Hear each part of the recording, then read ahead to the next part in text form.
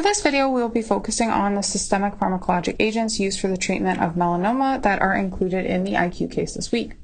So melanoma is a malignancy originating in the melanocytes of the skin, and a number of factors play into the development of melanoma, including excessive sun exposure and genetic alterations, one of which we're going to focus heavily on today. So melanoma patients usually present with some sort of unusual skin lesion, which is excised and analyzed, and then this information is combined with information regarding lymph node involvement and metastatic sites if present, to determine staging, prognosis, and any adjuvant treatment options that are needed. So in some of the later stages, systemic therapies become a key component of the recommendations, and these will be our focus for our video today. Now, I have included this schematic here as just a reminder of all the different anti-cancer options that are available depending upon which cancer type we are talking about. And for melanoma specifically, we will be focusing on a number of targeted therapies. So not so much on our conventional chemotherapy classes most think of when they think of anti-cancer agents. So specifically, we are going to be discussing 3 monoclonal antibodies that act as immunomodulators or immunotherapies. And then we're going to discuss 2 classes of small molecule inhibitors, so our NIBs, that are going to be targeting a genetically altered signaling cascade in melanoma. So let's move to our next slide. So we will first start off on the left side of the schematic with our immunotherapies, and the first agent we will discuss is ipilimumab.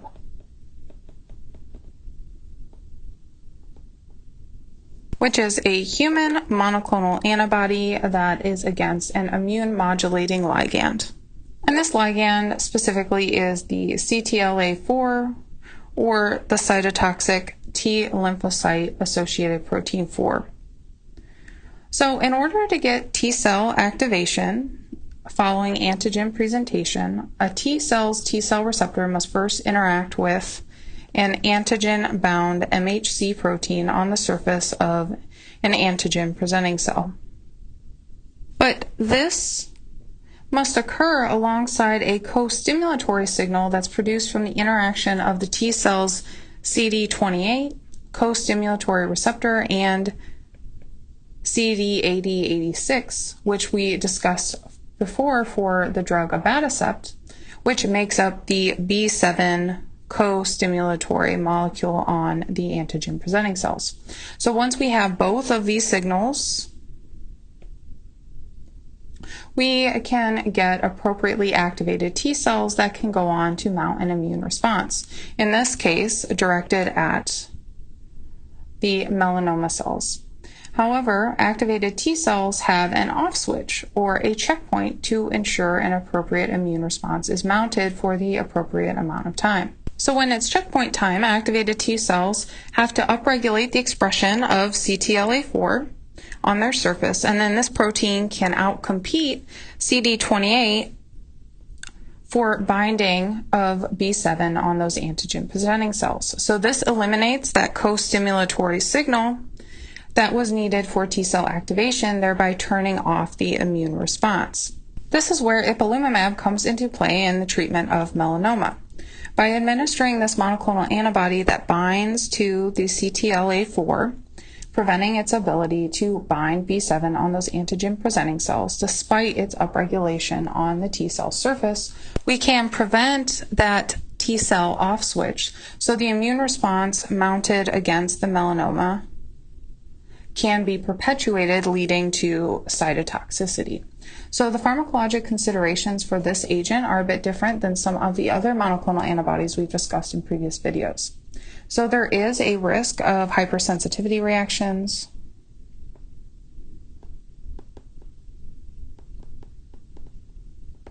but unlike many of the immunosuppressive biologics we've talked about before, this agent is the opposite.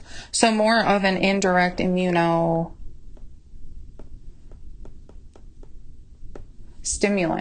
So this means instead of the risk of infection and malignancy, we are going to more so have an increased risk of triggering autoimmune reactions.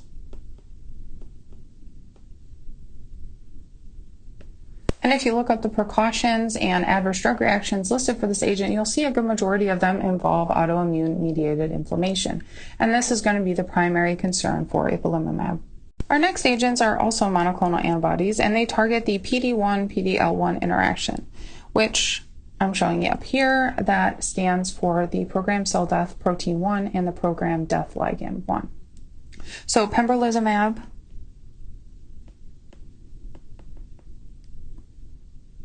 and nivolumab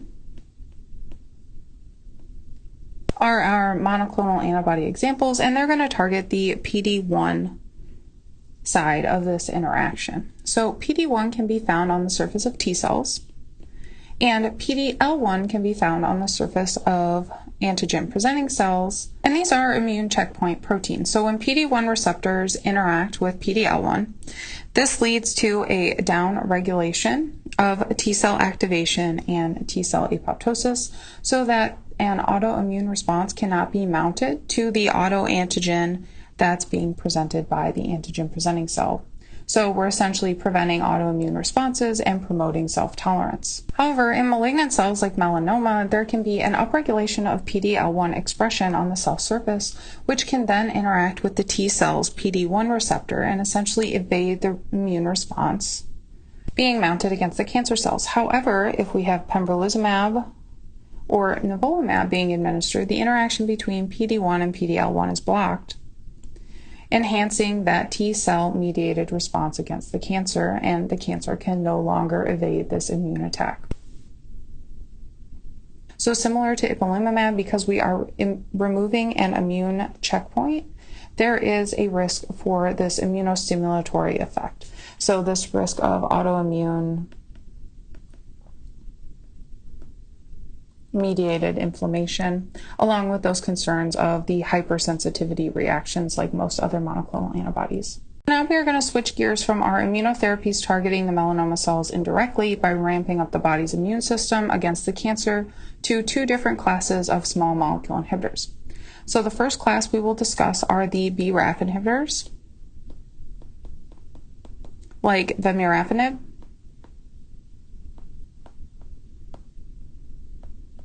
and dabrafenib. Note the nib endings, signifying they are small molecule inhibitors, and these are indicated for the treatment of advanced melanoma that is positive for the BRAF V600E mutation. So now let's first go over the signaling cascade when this mutation isn't present that we are targeting, and it starts with the binding of EGF or epidermal growth factor, for example, to its respective receptor, leading to receptor activation through phosphorylation of the intracellular domain.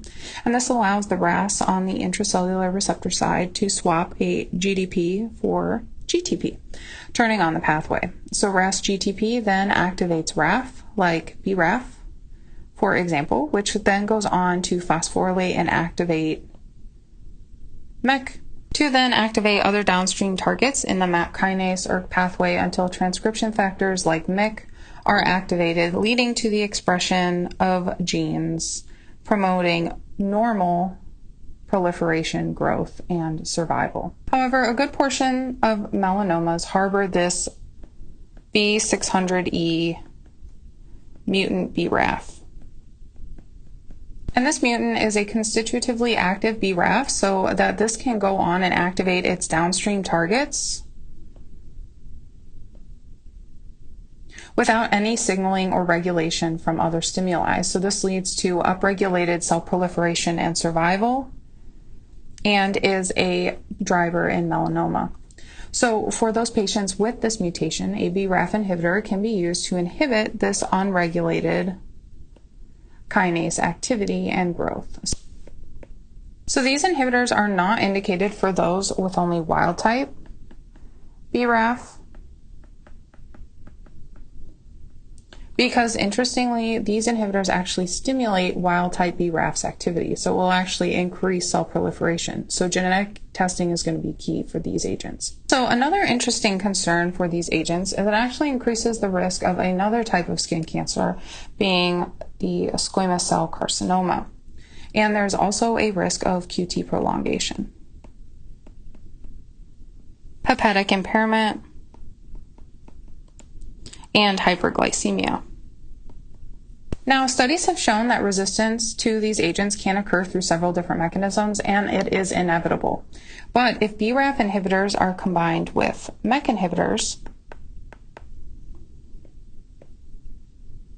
from the start of therapy, then the development of resistance is delayed and response to therapy is prolonged. So let's discuss our MEK inhibitors just briefly.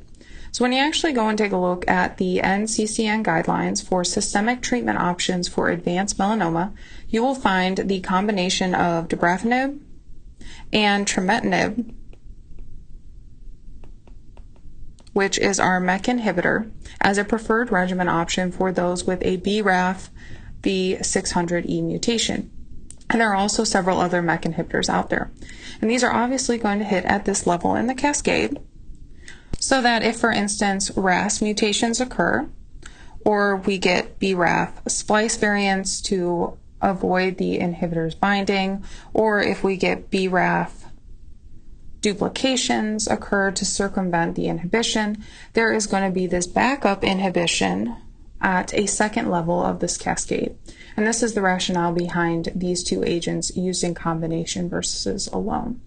So because just like the BRAF inhibitors, if used alone, MEK inhibitor resistance inevitably occurs. And because these agents hit the same cascade, and because they are usually used in combination, they share some of these common ADRs. So moving to our next slide. So in summary, I hope this video has provided a good introduction to the systemic treatments used for melanoma, which includes several immunotherapies and small molecule inhibitors that are pretty unique compared to some of the other cancer treatment regimens we covered earlier in the block and in block 2. So you can add these last few anti-cancer options to that growing list of agents and everything covered in block 5 and 2, and this should provide you a good foundation of the pharmacologic profiles of different anti-cancer treatment options.